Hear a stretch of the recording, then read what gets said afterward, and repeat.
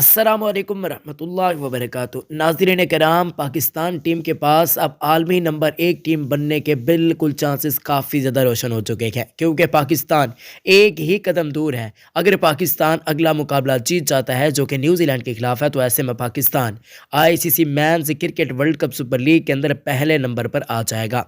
किस तरीके से मुकम्मल मैं आपको बताता हूँ। पाकिस्तान की तरक्की पर जो काफ़ी ज़्यादा खुश हैं वो इस वीडियो को लाइक तो करेंगे ही करेंगे, मगर मैं आप लोगों से पूछना चाहता हूँ, आजकल कप्तानी तब्दीली के बारे में बातचीत चल रही है कि शान मसूद को ओडीआई का, टेस्ट का सरफराज को और टी20 का बाबर को। वैसे आपके ख्याल में तीनों फॉर्मेट्स के लिए कौन से कैप्टन होना चाहिए या फिर बाबर आजम बेस्ट है? कमेंट्स जरूर कीजिएगा। आपको बताते चलें, ICC men's cricket world cup super league जो कि 2021 और 2023 के अंदर चल रही है, अभी 2023 के अंदर दाखिल हो चुकी है। तो ऐसे में इंडिया ने 21 मैचेस खेल रखे हैं, 13 मैचेस के अंदर फतवाहत हासिल की हैं और इनके पॉइंट्स की तादाद आप देख सकते हैं 139 है। जबकि पाकिस्तान ने 19 मैचेस खेल रखे हैं, पाकिस्तान ने 13 मैचेस जीते हैं। भारत के बिल्कुल करीब है पाकिस्तान।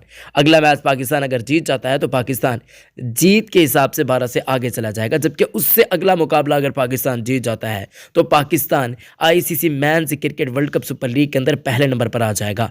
एक तो पाकिस्तान की जीतों का तनासब जो है वो काफ़ी ज़्यादा 12 से आगे चला जाएगा। आप लोग भी देख सकते हैं कि फ़र्क इतना ज़्यादा नहीं है, 9 पॉइंट्स का फ़र्क है।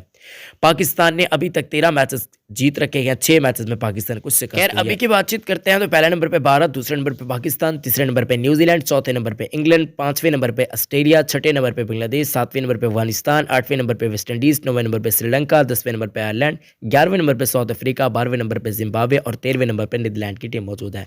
वीडियो देखने के लिए बहुत बहुत शुक्रिया। अपना बहुत ज़्यादा ख्याल रखें।